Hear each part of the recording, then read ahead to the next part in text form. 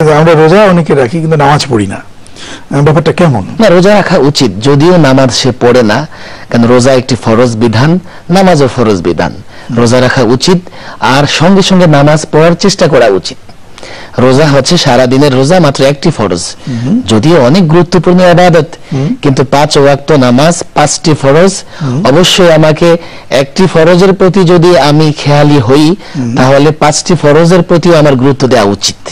কিন্তু আল্লাহ রাসূল তো বলেছেন আউয়ালু মা ইউহাসাবু বিহি ইয়াউমুল কিয়ামাতি আস-সালাহ, কিয়ামতের দিন সর্বপ্রথম নামাজের হিসাব নেওয়া হবে। অবশ্যই রোজার কথা বলা হয়, অবশ্যই নামাজের হিসাব নেওয়া হবে, সেজন্য অবশ্যই নামাজের প্রতি যত্নবান হওয়া উচিত। সেক্ষেত্রে এর মানে এই না যে কেউ নামাজ পড়ে না সে রোজাও রাখবে না।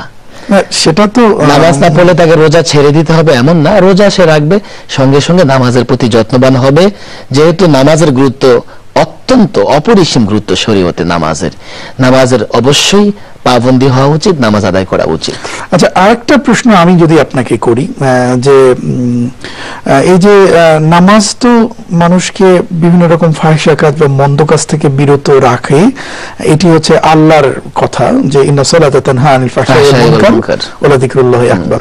কিন্তু নামাজও পড়ছেন, ঘুষও খাচ্ছেন, নামাজও পড়ছেন, সুদ খাচ্ছেন, নামাজও পড়ছেন, পাপাচারে লিপ্ত থাকছেন, নামাজটা আসলে প্রোটেক্ট করছে না কেন? দেখুন, আসলে এক্ষেত্রে অনেকেই অনেক রকম মন্তব্য করে থাকেন যে নামাজ ঠিক মতো আদায় হচ্ছে না, নামাজের বিষয়গুলো সে ঠিক মতো ধ্যানমগ্ন হয়ে আদায় করছে না, এটি একটি বিষয় আছে। আরেকটি বিষয় হলো, এইভাবে যদি কেউ নামাজ পড়তে থাকে আর পাপাচারে বা গুনাহের কাজে লিপ্ত থাকে, তো আমি বিশ্বাস করি এক সময় তার গুনার কাজ কমে আসবে। যদি সে নামাজ নাই পড়তো তো আরো বেশি পাপাচারে পাপ কাজে লিপ্ত হয়ে যেত, অন্তত কম হবে। 5 ওয়াক্ত নামাজ যদি কেউ আদায় করে, এই সময়টা যদি সে আল্লাহমুখী হয় আর আল্লাহর কাছে জবাব দিতে হবে, একটা জবাবদিহিতার জায়গা তার ভিতরে তৈরি হয়, অবশ্যই ধীরে ধীরে তার পাপাচার পাপ কাজ কমে আসবে।